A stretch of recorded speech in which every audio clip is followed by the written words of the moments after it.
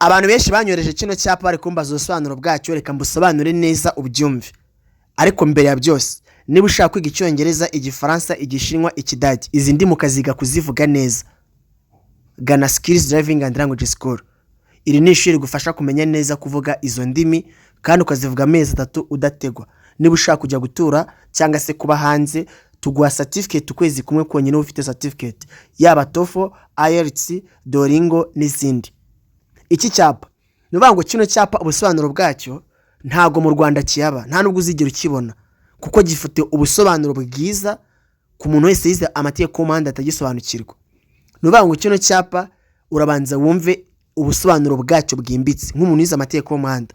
Iki ni cyapa cyo ku muhanda kibuza prohibition road signs. Ishusho y'uruziga izengurutswe n'umutuku buso bw'iki kirango cy'umukara. Usigaje kumenya iriya nyuguti ya I isobanura iki nk'umuntu yize amategeko y'umuhanda.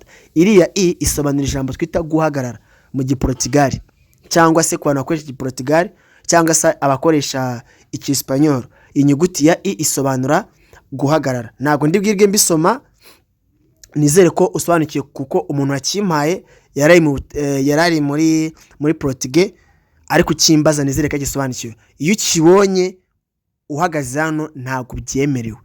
Mani magambo birabujijwe guhagarara umwanya munini hano.